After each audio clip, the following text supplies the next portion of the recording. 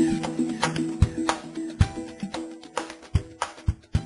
want to start with two disclaimers, though. The first one is that I am not a microbiologist, but I became keenly interested in how the microbiome and immunity and nutrition in the animal interact during my graduate school days, and that kind of started with some things that we did looking at different probiotics and how they interacted with intestinal epithelial cells, IPEC-J2 cells, in vitro. And then my second disclaimer is that I have a lot more questions than I do answers. So I guess you can call that job security too. But hopefully, I'll give you some interesting things to think about here. So I'm going to start with a little bit of background information. Hopefully that I can go through pretty quickly. But then I want to spend some time talking about how, or the function, I guess, of the gut microbiota in terms of how it deals with nutrients. And then I want to talk a little bit about gut health, and then some things that we've been doing in terms of interactions between health status and the gut microbiome. And then I'll talk a little bit about some things that we're doing and some future direction, I guess. So a lot of these first couple slides were alluded to in the last presentation, so I'm going to go through these pretty quickly. In terms of what we know about the gut microbiome, most of what we know has been done on the human side. So if you think about the human gut microbiota, 100 trillion archaeal or bacterial cells, over 1,000 species, dominated by bacterial species.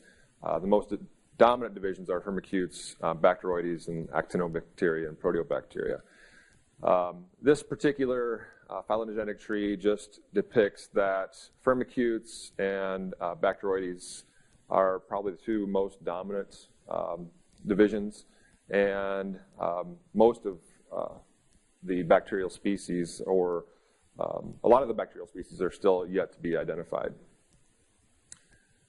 If you think about across species, these particular phylogenetic trees depict similarities from humans to mice to cattle to pigs, and I believe the black bars would represent similarities between those species, and the colored bars represent species that are unique to those animals. And so I think one of the things, I guess one of the points that I wanted to make here is that, especially with the pig, and I don't know about the turkey, but one of the problems or roadblocks we're into with pigs and looking at how the microbiome is developed and interactions with the microbiome and nutrients and so forth, is that there is a lot more animal to animal variation in pigs than there is in humans or mice. So that creates a little bit of a problem in terms of when you design your experiments, getting enough animals into that experiment to reduce that animal to animal variation. So in terms of function of gut microbiota, I want to first just define some terms, and again, hopefully this is things that most of you are already familiar with, but just to review, I guess. The microbiota is the collective microbial community. The microbiome refers to the collective genomic content of the microbiota, and with that, if you compare the host microbiome and the genetic material of the host microbiome versus the microbial inhabitants, there is, I believe, fivefold at least more genes contained in the microbial genetic content than there is in the host genome. So we'll come back to that, but that implies that, at least potentially, that microbial genetic material can have a major impact on host physiology. And so these inhabitants, if you will, are going to have profound effects on nutrients that we take in or that we feed our animals. That microbiota is going to be dynamic yet stable, and again, hopefully what I'll convince you of maybe is that, if you think about that in the context of some of the situations that we have with our pigs right now, PEDV, PRRS, PCV2, I would think that there's going to be profound impacts from those diseases on the gut microbiome and how that microbiota handles nutrients that we feed those animals. So just real briefly, if you think about how are the different types of nutrients, especially the energy-containing nutrients that we feed animals. In terms of protein metabolism, we, and I say we, humans and pigs, can process either both dietary and host-derived proteins through the microbiota in terms of microbial fermentation. And those products would include short-chain fatty acids, potentially toxic metabolites. And what I don't have here is probably the most important, I think, would be neurotransmitters that are that come from proteins or amino acids that are decarboxylated through this fermentation process. So histamine, for example, would be a major neurotransmitter that is a metabolite of protein processing by bacteria in the gut. And then there's also antimicrobial compounds as well, bacteriocins, that come from proteins that are fermented in the pig gut and human gut as well. In terms of carbohydrate metabolism, I think this is probably the area that we know the most about, but still, in terms of what I'm going to talk about later, is still kind of a black box, I think. Principal products of fermentation, obviously, are gases and short-chain fatty acids. In terms of what we know right now in the pig, butyrate is a very important short-chain fatty acid in the lower gut, a very important energy source for colonic epithelial cells. But then there's also propionate and acetate that can be absorbed and sent to the liver for gluconeogenic purposes. And then in terms of lipids, there's not a lot of evidence that ingested lipids are degraded by bacterial species in the gut. However, I think one of the most interesting areas is that they are linked to bile acid secretion. And so if you think about bile acids are conjugated to, are deconjugated. Primary bile acids are deconjugated by certain bacterial species to secondary bile acids. And then those metabolites from that process have impacts on things such as bile acid synthesis, lipid and carbohydrate metabolism, and regulation of innate immunity. So there's a lot of interactions, if you will, between the microbiome, nutrients, and how they interact with different body systems and physiology. So very brief review, or at least an introduction to how some of these nutrients are handled by microbial species. Spend the just next couple of minutes talking about composition of gut microbiota and how it's affected by the diet.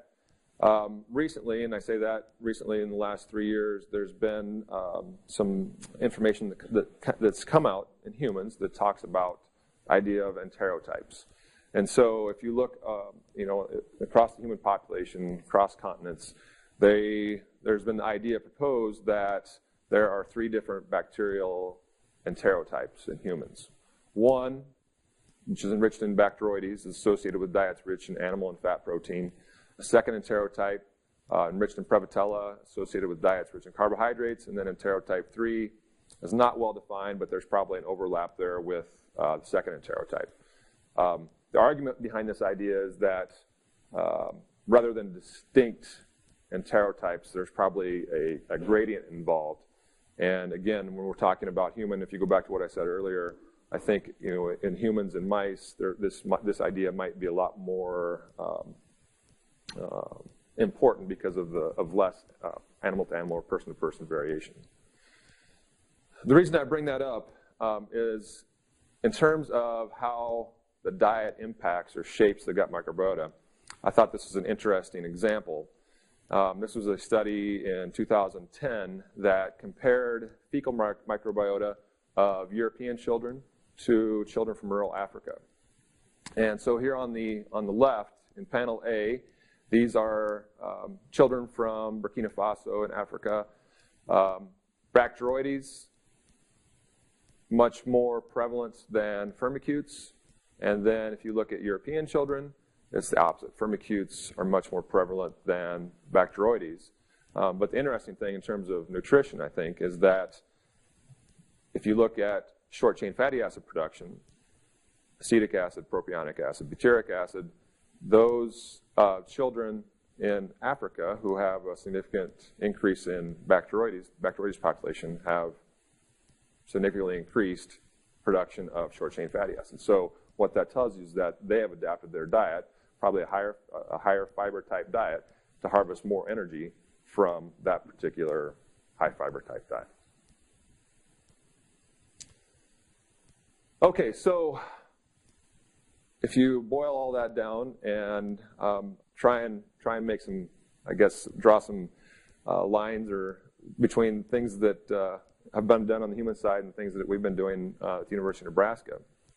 I'm going to talk about several different models that we've used to try and address this question of, what is the core microbiota, how is it impacted by diet, and how is it impacted by different health states or health challenges, if you will.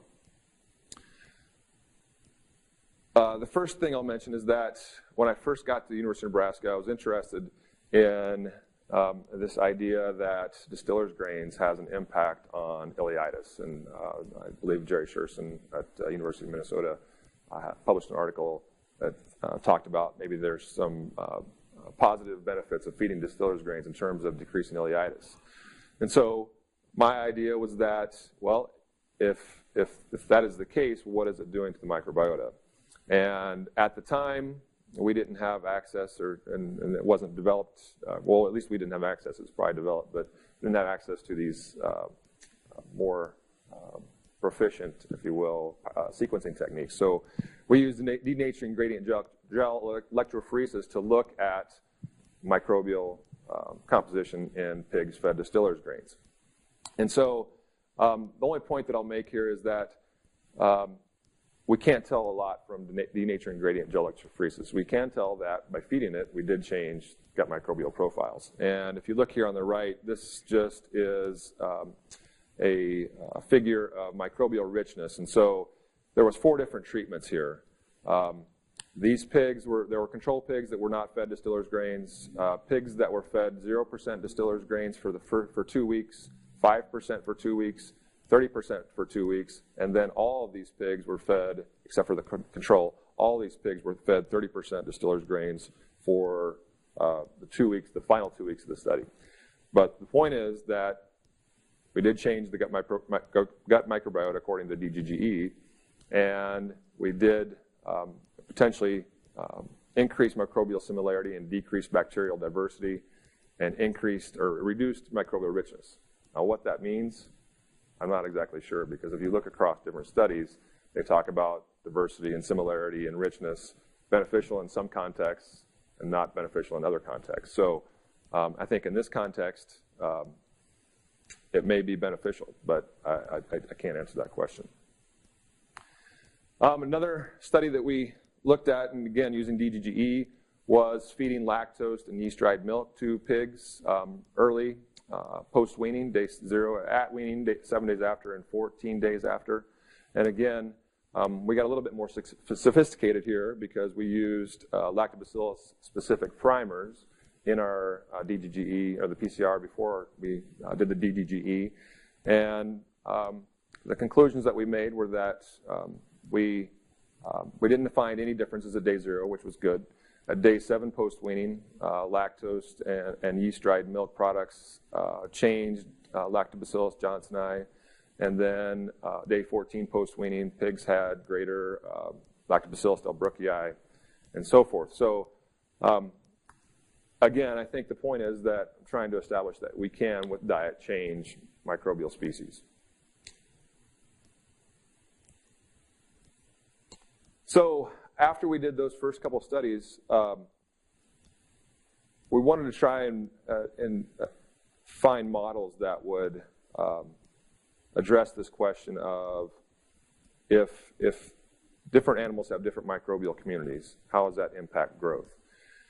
And so Aaron Hinkle was my first PhD student, and one day we got to talking about this idea of pigs derived from different parities have different growth rates. So first parity piglets, or piglets derived from first parity sows, have a lower growth response, higher mortality, probably higher morbidity than parity 2, parity 3, parity 4 progeny. And so we used that as a model to try and ask this question of, is there a difference in the microbiome of those piglets, or microbiota of those piglets derived from different dam parities?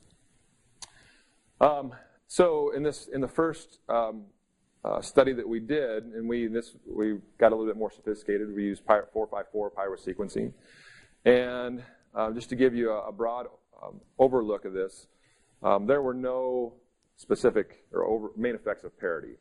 However, I think the one important thing that we did conclude from this particular experiment was that the Parity 1 progeny, and this is the sows, day 7, day 14, and then, so day 7 after parturition, so 7 days old. Day 7, day 14, and then this is the Parity 3 sows, day 7 and day 14. I think the most interesting thing from this study was that the kinetics of changes in particularly Bacteroides and Firmicutes is different between Parity 1 and Parity 3. So that suggests that potentially at least those Parity 1 pigs don't or have greater fluxes in at least those two divisions, Bacteroides and Firmicutes. And then we wanted to look at if that's similar on a further timeline basis. So this is a similar figure, just carried out to 40 days post-weaning. So here you have Parity 1 sows, then Parity 1 progeny at day 7 pre-weaning, day 14 pre-weaning, day 7 post-weaning, and day 42 post-weaning.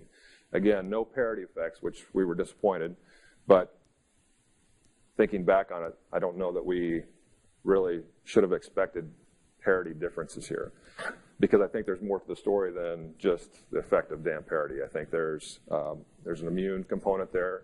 Those Parity 1 sows have different, not only amounts of milk that they produce in colostrum, but there's also, and what we found from this was that there's different amounts of immunoglobulins in that colostrum milk. And so those things could definitely have an impact on microbial community, especially pre-weaning.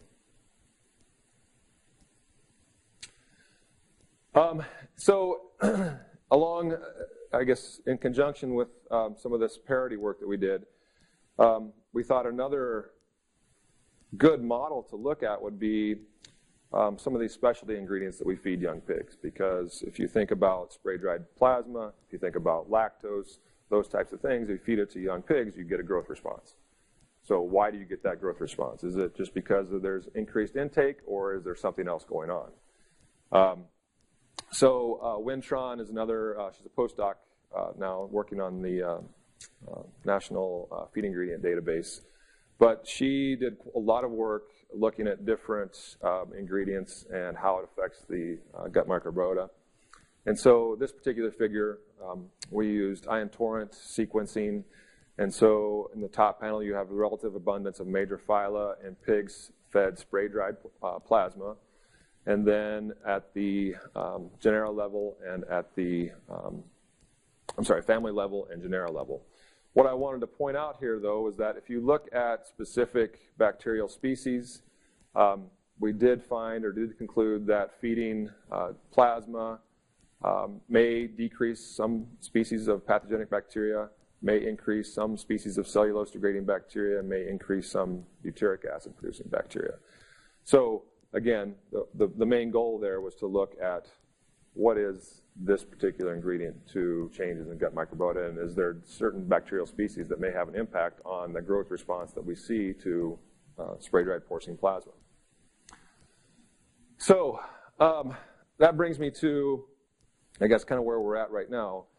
And we can do a lot of sequencing to characterize microbial populations. And we can monitor immune response and those types of things. But what does it all mean? And then we talk about gut health. And I don't know that we have really done a very good job of defining gut health, And I'm guilty of this as anybody, but in a lot of those previous studies and in graduate school, the characterization of gut health was, well, you feed something, you look at circulating levels of immunoglobulins or acute phase proteins or those types of things. I don't think that answers the question of, are we impacting gut health? I think we need to be more sophisticated than that. So if you think about the criteria for evaluating healthy gut, effective digestion and absorption, absence of gastrointestinal tract illness, having a normal or stable intestinal microbiota, effective immune status, status of well-being, those are all kind of superfluous, if you will. But I think there's things there that we can measure. And there's probably at least 3 of those things that the gut microbiota is going to impact. So that's my interest in this area. So again, that gut contribution to health is not limited to nutrient metabolism.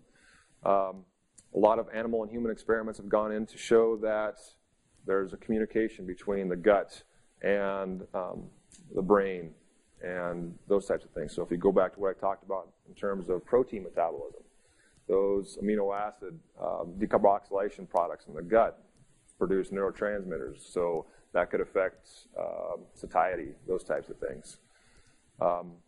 Gut regulation of major epithelial immune functions. So what is the microbiome doing in terms of that epithelial barrier, especially in disease?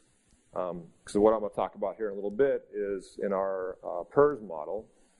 PRRS is not thought of as an enteric pathogen, but we see reduced digestibility in pigs that are infected with PRRS. And so is it because PRRS is impacting or changing the gut microbiome, and is that having an impact on gut integrity? So those types of things.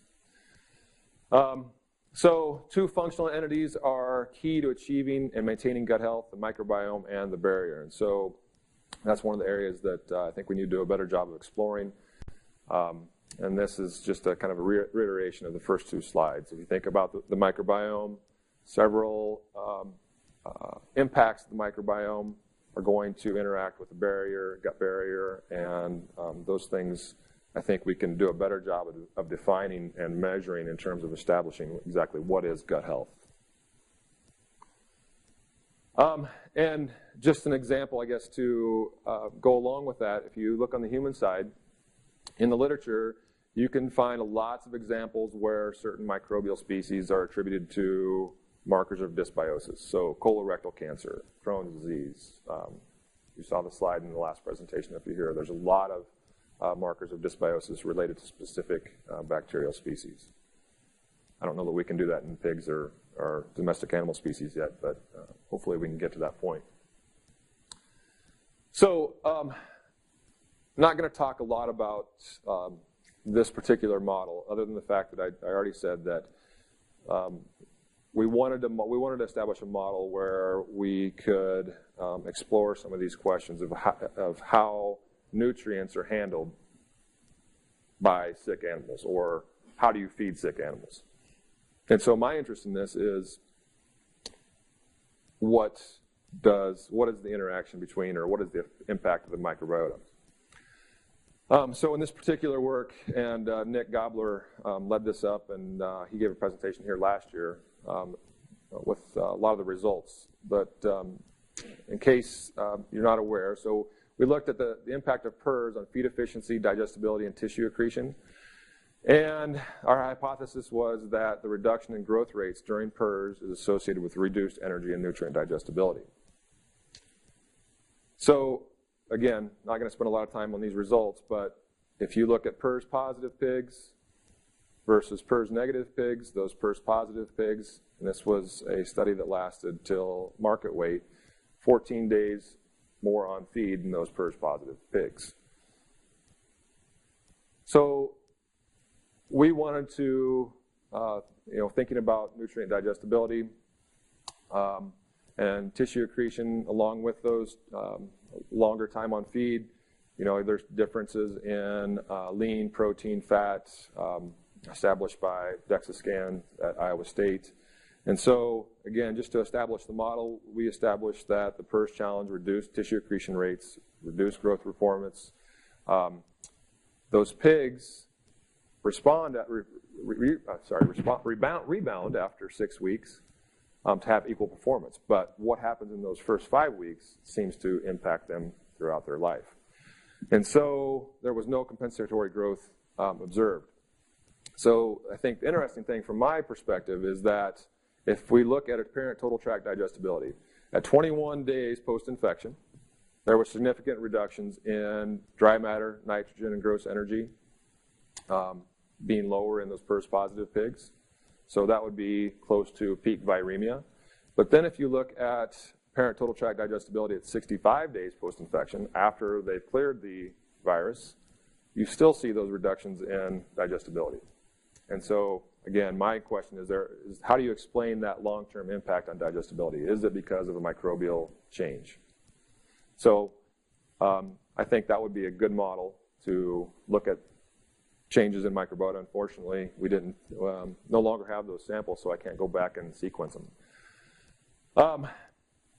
So along with that, that particular experiment, in thinking about, again, how the health challenge interacts with the microbiota and how nutrients are handled and those types of things, where does that energy go from the proteins, from the carbohydrates, from the lipids? Is it going to the immune response? Is it going to clearing nitrogen? Those types of things. And I think the most interesting thing about the PRRS model is that, along with our PCV2 work as well, within a pen, you're going to have a certain group of pigs that grow well, even though they're sick. And so, if you have pigs that have been inoculated with PRRS, they have high viremia, but they still grow, where are they deriving that nutrient, that energy from? Could they be deriving that energy from hindgut fermentation? You know, there's, in the literature, if you look, there's figures up to 30% of daily energy is derived from production of short-chain fatty acids in the lower gut in pigs. And that would be, obviously, that's going to be in your older pigs, probably sows.